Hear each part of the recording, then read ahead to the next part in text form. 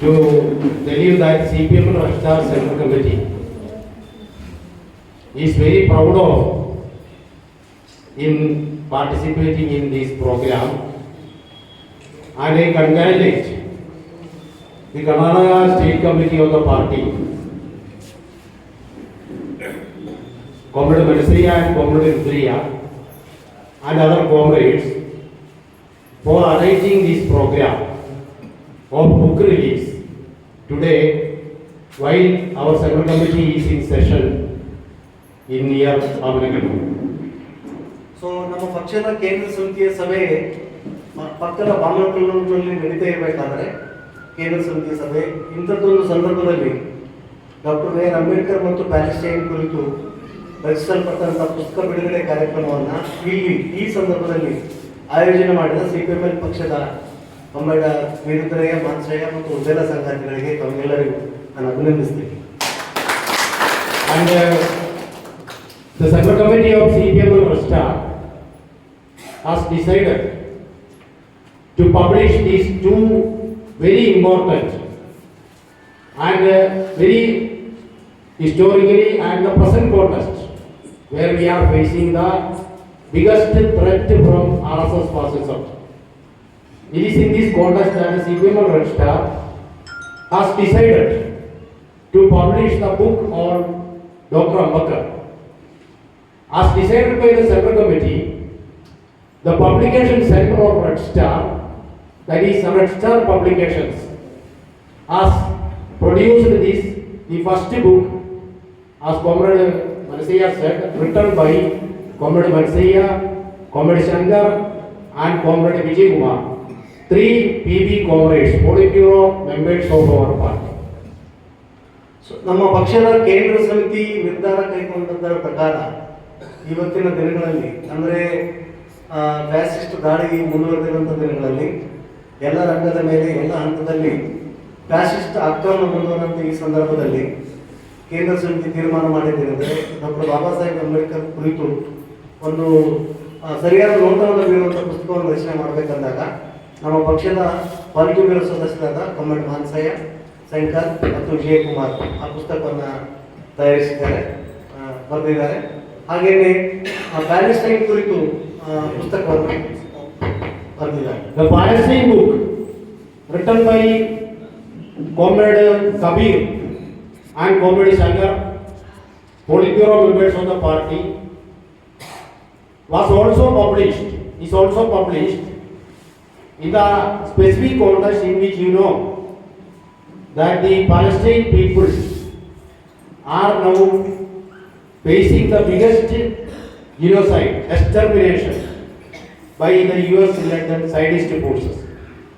And international community is now becoming a mere spectator, unable to take a position, and the Palestinian people being the most persecuted minority, the oppressed people today, what should be the approach of the communist revolutionaries? So that is the relevance of the second book, that is on Palestine question, published by the party. ಎರಡನೇ ಪುಸ್ತಕ ಪ್ಯಾಲೆಸ್ಟೈನ್ಗೆ ಸಂಬಂಧಪಟ್ಟಂಥದ್ದು. ಇವತ್ತು Palestine ದೇಶದ ಜನ ಅಲ್ಪಸಂಖ್ಯಾತರಾಗಿ ಅತ್ಯಂತ ದಮನಿತ ಜನಗಳಾಗಿ ನಿತ್ಯ ರಕ್ತಸಿಕ್ತ ನರಮೇಧವನ್ನು ಎದುರಿಸುವಂಥ ಈ ಸಂದರ್ಭದಲ್ಲಿ ಅಂತಾರಾಷ್ಟ್ರೀಯ ಶಾಂತಿಪ್ರಿಯ ಸಮುದಾಯ, ಅಂತಾರಾಷ್ಟ್ರೀಯ ಪ್ರಜಾಪ್ರಭುತ್ವವಾದಿ ಸಮುದಾಯ ಆ ಪ್ಯಾಲೆಸ್ಟೈನ್ ದಮನಿತ ಜನಗಳ ಪರವಾಗಿ ನಿಲ್ಲಬೇಕಾಗಿದೆ. ಇಂಥದ್ದೊಂದು ಸಂದರ್ಭದಲ್ಲಿ ಪ್ಯಾಲೆಸ್ಟೈನ್ ಕುರಿತು, ಪ್ಯಾಲೆಸ್ಟೈನ್ ಮೇಲಿನ ದಾಳಿಗಳ ಕುರಿತು ಮತ್ತು ಪ್ಯಾಲೆಸ್ಟೈನ್ ವಿಮೋಚನಾ ಹೋರಾಟದ ಕುರಿತು ಕಮ್ಯುನಿಸ್ಟ್ ಪಕ್ಷದ ಅಥವಾ ಕಮ್ಯುನಿಸ್ಟರ ಕಣ್ಣೋಟ ಏನಾಗಿರ್ಬೇಕನ್ನೋದಕ್ಕೆ ಸಂಬಂಧಪಟ್ಟಂಗೆ ಈ ಪುಸ್ತಕ ಇರ್ತದೆ. ಈ ಪುಸ್ತಕದ ಹೆಸರು ಪ್ಯಾಲೆಸ್ಟೈನ್ ಅಂತೇಳಿ ಬರೆದಿದ್ದು Kabir. Since we are here, I will not go into, because many speakers are here, I will not go into a detailed speech, but a few words on each of these books, especially in the present context. I will make a few comments and I will conclude my speech. ಈ ಸಮಾರಂಭದಲ್ಲಿ ಬಹಳಷ್ಟು ಜನ ಮಾತನಾಡಿರೋದ್ರಿಂದ ನಾನು ಹೆಚ್ಚಿಗೆ ಮಾತಾಡಲಿಕ್ಕೆ ಹೋಗಲಿಲ್ಲ. ಈ ಎರಡು ಪುಸ್ತಕದ ಬಗ್ಗೆ ಸಂಕ್ಷಿಪ್ತವಾಗಿ ಮುಖ್ಯ ಅಂಶಗಳನ್ನು ಒಂದೆರಡು ಮಾತನ್ನು ಹೇಳ್ತಾ ಉಳಿದವರು ಮಾತಾಡಲಿಕ್ಕೆ ಅವಕಾಶವನ್ನು ಮಾಡಿಕೊಡ್ತೀನಿ. We all know, because Dr. Baba Saheb Ambedkar was the biggest ideological enemy of RSS, the biggest fascist force, the longest running fascist force in the world, which now controls the regime, the Indian regime, through its political tool BJP. Ambedkar was the biggest enemy, ideological enemy of RSS from the very beginning of his political career. So ನಮಗೆಲ್ಲರಿಗೂ ಗೊತ್ತು doctor Baba Saheb Ambedkar ಅವರು ಈ ದೇಶದ ಅತಿ ದೊಡ್ಡ ವಿಶಾಲವಾದ ಭಯೋತ್ಪಾದಕ fascist ಸಂಘಟನೆ ಆದಂಥ RSS ನ ವಿರೋಧಿಗಳಂತ. RSSಗೆ ಡಾಕ್ಟರ್ ಬಾಬಾ ಸಾಹೇಬ್ ಅಂಬೇಡ್ಕರ್ ಅತಿ ದೊಡ್ಡ ವಿರೋಧಿಗಳು. ಈ ವಿರೋಧ ಎಂತಂದ್ರೆ ವೈಚಾರಿಕ ವಿರೋಧ. ಸೊ RSS ನ ಪ್ರಪ್ರಥಮ ವೈಚಾರಿಕ ಬಯಲು ಅಂದರೆ ಡಾಕ್ಟರ್ ಬಿ ಆರ್ ಅಂಬೇಡ್ಕರ್ ಅನ್ನೋ ಮಾತನ್ನು ನಾವು ನೆನಪಿಸಿಕೊಳ್ಬೇಕಾಗಿದೆ. We all know that Ambedkar started from the very beginning of his political his career.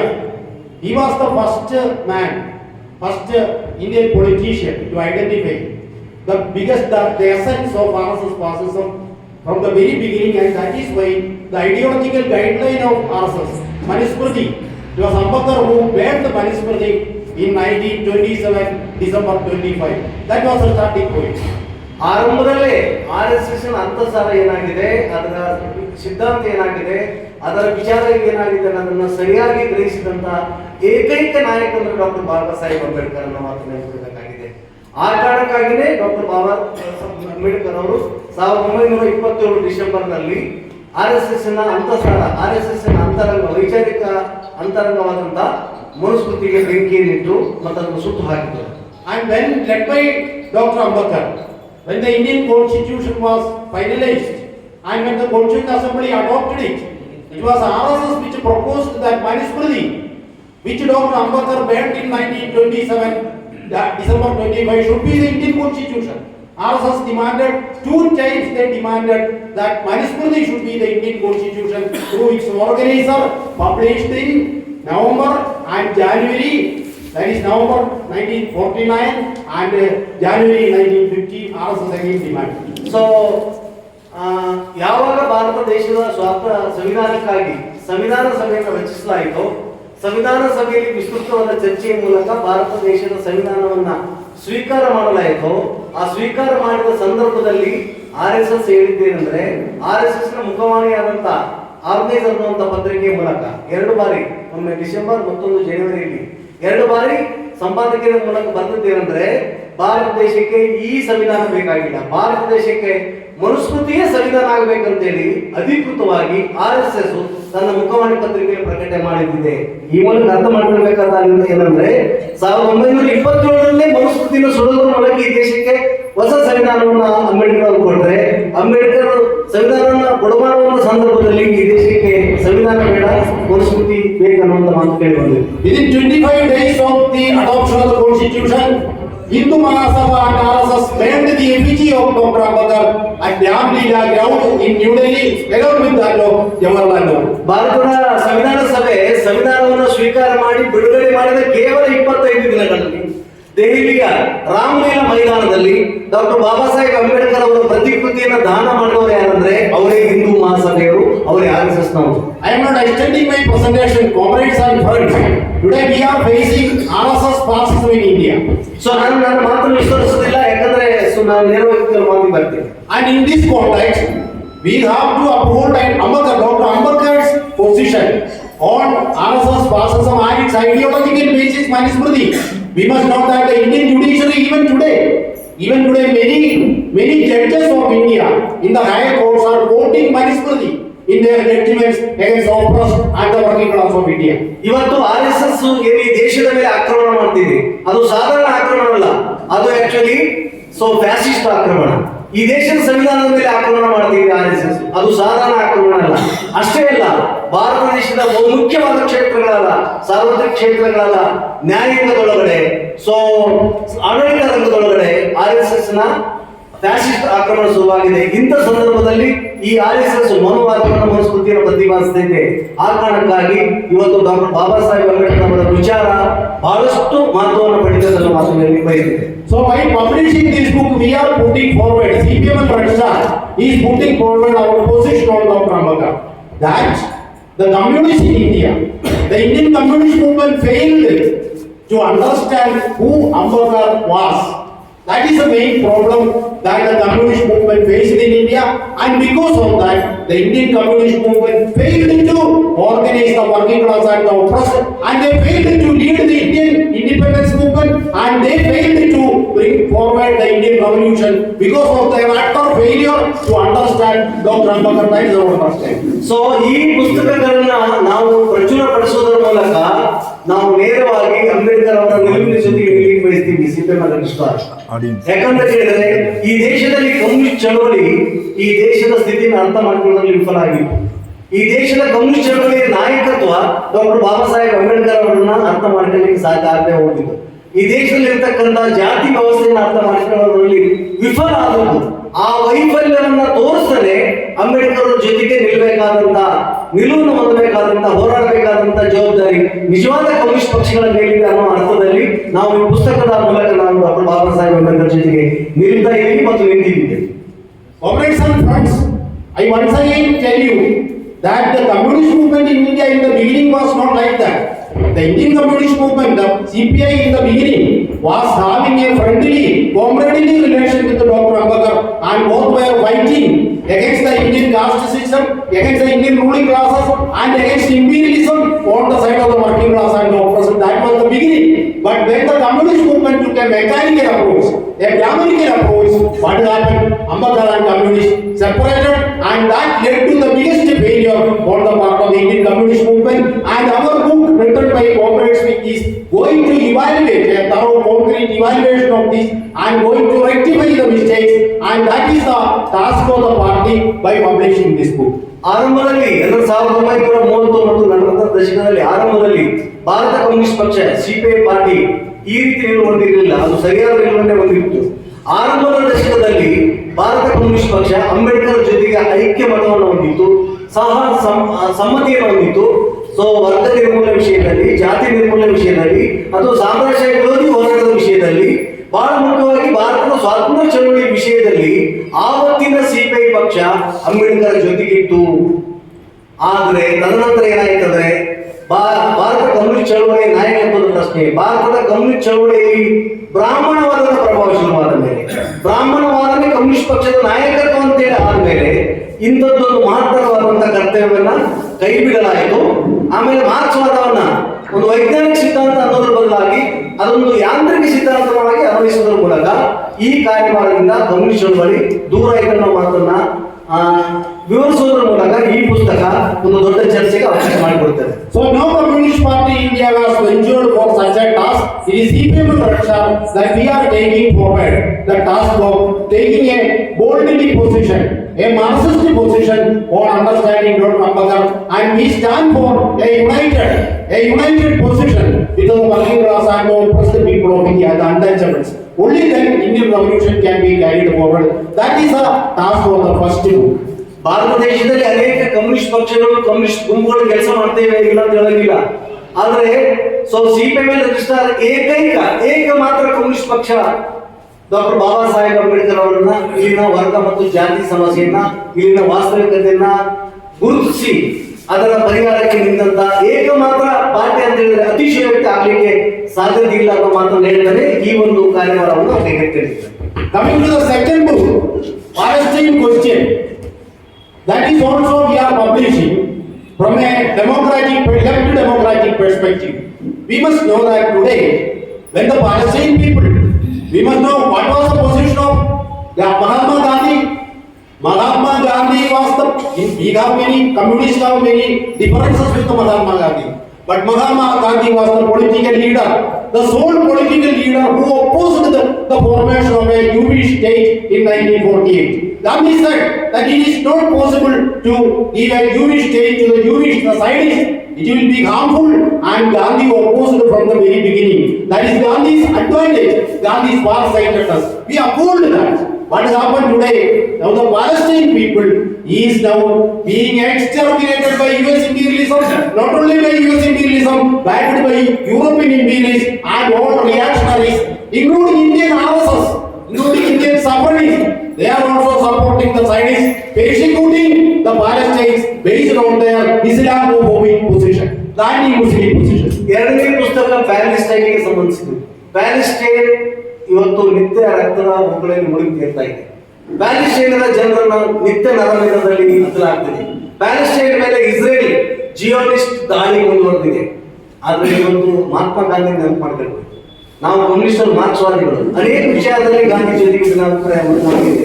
ಆದರೆ ಯಾವ ಕಾರಣಕ್ಕಾಗಿ ಗಾಂಧೀಜಿಯನ್ನು ಗೌರವಿಸಬೇಕಂದ್ರೆ ಅವತ್ತೇ ಗಾಂಧೀಜಿ ಒಬ್ಬ ಸಮರ್ಥ ರಾಜಕೀಯ ನಾಯಕರು ಅನ್ನೋದನ್ನ ನಾವು ನೆನಪಿಡಬೇಕಾಗುತ್ತೆ. ಅವತ್ತೇ ಅಂದ್ರೆ 1947-48 ಸಂದರ್ಭದಲ್ಲಿ ಪ್ಯಾಲೆಸ್ಟೈನ್ ಮತ್ತು ಇಸ್ರೇಲ್ ಪ್ರಶ್ನೆ ಉದ್ಭವ ಆದಾಗ ಇಸ್ರೇಲ್ ಫಾರ್ಮೇಶನ್ ಆಗೋ ಟೈಮ್ನಲ್ಲಿ ಭಾರತದಿಂದ ಇಸ್ರೇಲ್ ಹೊಸ ದೇಶ, ಇಸ್ರೇಲ್ ಅನ್ನೋ ಹೊಸ ದೇಶದ ಅಸ್ತಿತ್ವ ಅದೊಂದು ಅಪಾಯಕಾರಿ ಅಂತೇಳಿ ಅಪೋಸ್ ಅದನ್ನು ವಿರೋಧ ಮಾಡಿದಂತ ನಾಯಕಂದ್ರೆ ಗಾಂಧೀಜಿಯವರು.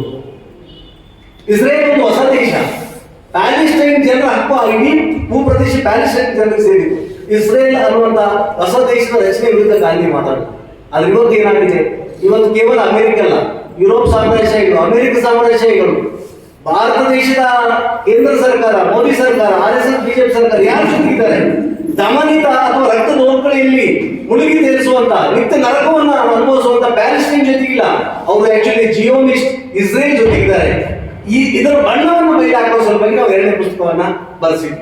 Here also we self-critically admit that exactly the international communist movement failed to take a bold position when the UK, US, the British US imperialists decided to put forward to establish, to superimpose a zionist state on the Palestinian people. The international communist movement also failed to take a bold position. That is the contest that CPM and Red Star is publishing this book on Palestine written by Mohammed Kabir and Shahjah. Palestine ದೇಶದ ಒಳಗಡೆ ಮತ್ತೊಂದು ದೇಶವನ್ನು ರಚನೆ ಮಾಡಿರುವ ಸಂದರ್ಭ. Palestine ಒಂದು ಸ್ವತಂತ್ರ ದೇಶ, ಪ್ಯಾಲೆಸ್ಟೈನಿಯನ್ ದೇಶ. ಆ ದೇಶದೊಳಗೆ ಇಸ್ರೇಲ್ ರಚನೆ ಮಾಡೋ ಸಂದರ್ಭ ಏನಿದೆಲ್ವಾ, ಅದು ಆಕ್ಚುಲಿ ಬ್ರಿಟನ್ ಮತ್ತು ಅಮೆರಿಕ ಸಾಮ್ರಾಜ್ಯಶಾಹಿಗಳು, ಬ್ರಿಟಿಷ್ ಮತ್ತು ಅಮೆರಿಕ ಸಾಮ್ರಾಜ್ಯಶಾಹಿಗಳು ಪ್ಯಾಲೆಸ್ಟೈನ್ ಒಳಗಡೆ ಮತ್ತೊಂದು ಹೊಸ ರಾಷ್ಟ್ರವನ್ನ ರಚಿಸುವಾಗ ಅದನ್ನ ವಿರೋಧ ಮಾಡಲು ಹೋಗಿರುವಂತ ಆವತ್ತಿನ ಕಮ್ಯುನಿಸ್ಟರ ಮೇಲೂ ಕೂಡ ನಾವು ವಿರೋಧ ಮಾಡ್ತೀವಿ. ಕಮ್ಯುನಿಸ್ಟ್ ಪಾರ್ಟಿ ಕೂಡ, ಕಮ್ಯುನಿಸ್ಟ್ ಮಾರ್ಕ್ಸ್ವಾದಿ ಲೆನಿನ್ ಪಾರ್ಟಿಗಳು ಕೂಡ ತಪ್ಪು ಮಾಡಿ ಅನ್ನುವ ವಿಮರ್ಶೆಯನ್ನ ಒಕ್ಕಳ್ತನೆ ನಾವು ಇವತ್ತು ಪ್ಯಾಲೆಸ್ಟೈನ್ ಜನರ ಪರ, ಪ್ಯಾಲೆಸ್ಟೈನ್ ತರದ ದಮನಿತರ ಪರ ಅಂತಾರಾಷ್ಟ್ರೀಯ ಮಟ್ಟದ ಹೋರಾಟಕ್ಕೆ ಸಾಲಿಡಾರಿಟಿಗೆ ನಾವು ಪ್ರಯತ್ನಿಸ್ತೇವೆ. The nuances today also, the nuances, the symptoms of these are visible even among the left forces, even Eurocentric, European-based many left parties, so-called left parties, are also now saying that they are equating the Palestinian resistance forces and the Zionists. We are opposed to that. We are staunchly standing with the solidarity with the Palestinian people, and we say that the Zionists should be ousted from Palestine, a Palestine state where all religious people, Hindus, Muslims, Christians, Arabs, all people, Jewish, all can have their democratic right, and we stand for a secular Palestine. That is our position, and it was based on that CPM and Red Star is publishing this book on Palestine also operates. ಇವತ್ತು ಕೂಡ Palestine ಮತ್ತು Israel ವಿಷಯದಲ್ಲಿ ಬಹುತೇಕ communist ಪಾರ್ಟಿಗಳು, ಬಹಳ ಮುಖ್ಯವಾಗಿ Europe ಮೂಲದ communist ಪಾರ್ಟಿಗಳು ಮತ್ತೆ ಅದೇ ತಪ್ಪನ್ನು ಮಾಡ್ತೀವಿ. ಪ್ಯಾಲೆಸ್ಟೈನ್ ಪರವಾಗಿ, ದಮನಿತ ರಾಷ್ಟ್ರ, ದಮನಿತ ಜನಗಳ ಪರವಾಗಿ ನಿಲ್ತಾನೆ ಅಥವಾ ಇಸ್ರೇಲ್ ಜಿಯೋನಿಸಂ ಗೌರವಿಸ್ತಾನೆ, ಇವತ್ತು ಗೊಂದಲವನ್ನು ಸೃಷ್ಟಿ ಮಾಡ್ತೀವಿ. ಬಟ್ ಇಲ್ಲಿ ಒಂದು ವಿಷಯ ಸ್ಪಷ್ಟ, ಪ್ಯಾಲೆಸ್ಟೈನ್ ಒಂದು ಸ್ವತಂತ್ರ ದೇಶ. ಅದರಲ್ಲಿ ಮುಸ್ಲಿಮರಿದ್ದಾರೆ, ಕ್ರೈಸ್ತರಿದ್ದಾರೆ, ಪಾರ್ಸಿಗಳಿದ್ದಾರೆ, ಹಿಂದೂಗಳಿದ್ದಾರೆ, ಅನೇಕ ಮತಪಂಥೀಯರು ಸೇರಿ ಪ್ಯಾಲೆಸ್ಟೈನ್ ರಾಷ್ಟ್ರ ಆಗಿದೆ. ಪ್ಯಾಲೆಸ್ಟೈನ್ ರಾಷ್ಟ್ರ ಅನ್ನೋದು ಒಂದು ಸಂಯುಕ್ತ ಜಾತ್ಯತೀತ ರಾಷ್ಟ್ರ ಅನ್ನುವಂಥ ನಿಲುವನ್ನ ನಾವು 100% ಸಪೋರ್ಟ್ ಮಾಡ್ತಿದ್ದೀವಿ. ಆದ್ರೆ ಇವತ್ತಿಗೂ ಕೆಲವು ಕಮ್ಯುನಿಸ್ಟ್ ಪಾರ್ಟಿಗಳು, ಕೆಲವು ಮಾರ್ಕ್ಸ್ವಾದಿಗಳ ಹೇಳುವಂತ ಸಂಘಟನೆಗಳು ಆಕ್ಚುಲಿ ಪ್ಯಾಲೆಸ್ಟೈನ್ ಹೋರಾಟವನ್ನು ಅವಮಾನಿಸ್ತಾ ಇದ್ದಾರೆ, ಅಪಂದಾಜ ಮಾಡ್ತಾ ಇದ್ದಾರೆ, ಆ ಹೋರಾಟವನ್ನ ತಪ್ಪಾಗಿ ಅರ್ಥೈಸ್ತಾ ಇದ್ದಾರೆ. ಆ ನಿಟ್ಟಿನಲ್ಲಿ ಅವರು ಆಕ್ಚುಲಿ ಜಿಯೋನಿಸ್ಟ್ ಪರವಾಗಿ, ಅಂದ್ರೆ ಫ್ಯಾಸಿಸ್ಟ್ ಜಿಯೋನಿಸ್ಟ್ ಪರವಾಗಿ ನಿಂತಿದ್ದಾರೆ. ಈ ವಿಚಾರವನ್ನು ಕೂಡ, ಈ ವಿಚಾರದ ಒಳಪಡವನ್ನು ಕೂಡ ನಾವು ಈ ಪುಸ್ತಕದ ಮೂಲಕ ಹೇಳ್ತಾ ಇದ್ದೇವೆ. So with these words, detailed discussion we can have in future. We can discuss on all these questions. So with these few words, with your permission, I inaugurate this release program. This book release program of CPM and Red Star Publications, hosted by the Karnataka State Committee of the party. So I, with your permission, formally inaugurate the function here. ಈ ತರ ಮಾತುಗಳ ಮೂಲಕ ಒಂದು ವಿಷಯ ಕುರಿತು ಚರ್ಚೆ ಮಾಡಲೇಬೇಕಾಗಿದೆ, ಮಾಡೋಣ ಅಂತ ಹೇಳ್ತಾ, ಸೊ ಇಂಥದ್ದೊಂದು ಮಹತ್ವದ ಕೆಲಸಗಳನ್ನ ಪುಸ್ತಕದ ಮೂಲಕ ಬಿಡುಗಡೆ ಮಾಡಲಿಕ್ಕೆ ಏರ್ಪಾಡು ಮಾಡಿದಂತ ಕರ್ನಾಟಕ ರಾಜ್ಯ ಸಮಿತಿಗೆ ಮತ್ತು ತಮ್ಮೆಲ್ಲರಿಗೆ ಅಭಿನಂದನೆ ಹೇಳ್ತಾ ನನ್ನ ಮಾತಿಗೆ ವಿರಾಮ ಹೇಳ್ತೇನೆ.